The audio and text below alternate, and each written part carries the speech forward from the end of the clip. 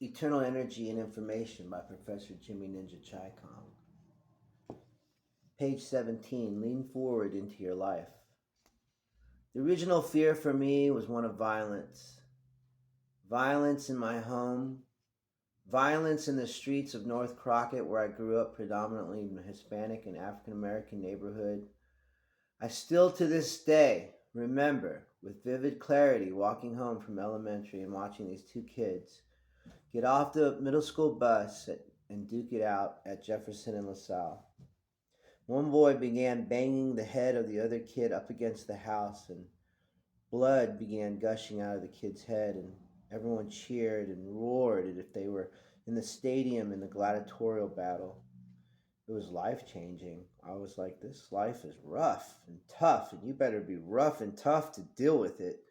From the pummeling the upper class middle school kids would give the newbies at every new year, it was a terror to think that you had to take this beating, and sometimes it was weekly until you joined the ranks of the 8th and ninth graders at Man Middle School.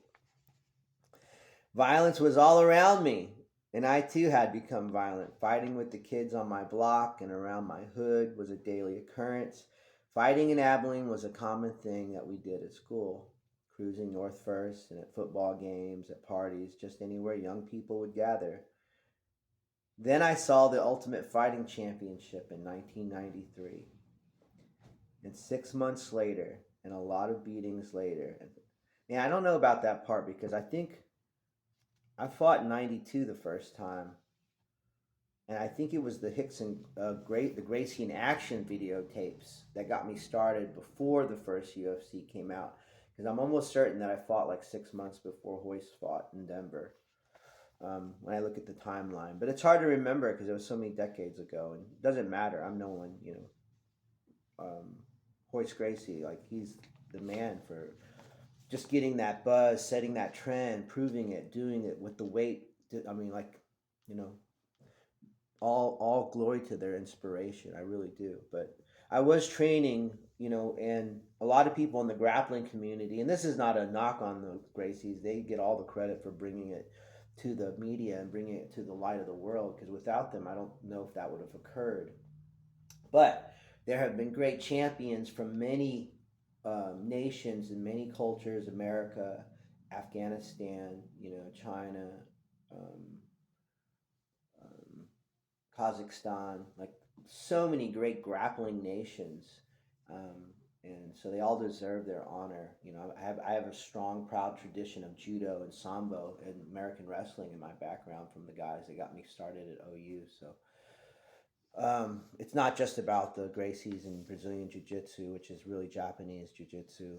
Um, but there was a huge community. But all I give they get all the credit for bringing it to light, like Corian's vision and Art Davie and making that connection in Hollywood. Like those guys did that, so that's really cool. So now I was training fighters again, and my friend James and I had brought the first MMA mixed martial arts show to Abilene. Years later, I would begin fighting again, and at an age most say is too old to fight with a body that had already seen its prime. I was determined to prove myself again. I fought some of the toughest guys in the country in the South Florida market circuit, which I believe is one of the greatest MMA hubs in the world because of the high migration of Brazilians there, as well as many international hubs is in South Florida. It was the Brazilians who birthed the modern MMA fighting in this manner. For over 60 years before our first attempts at Vale Tudo, anything goes fighting. I lost my fights, yet I had never felt so alive. This was during that second decade in 2008 to 2011, I think. I fought my second decade, which moved into a third decade in 2011. I lost my most of my fights. I had never felt so alive. I fought many times out of my weight category. Victory was not the only question being asked. I also needed to know uh, if I could still face the violence chin to chin and smile. And I did many times. I did many times. Um, I also didn't realize how political and what a marketing tool the whole fight game was in South Florida, probably everywhere, any big market.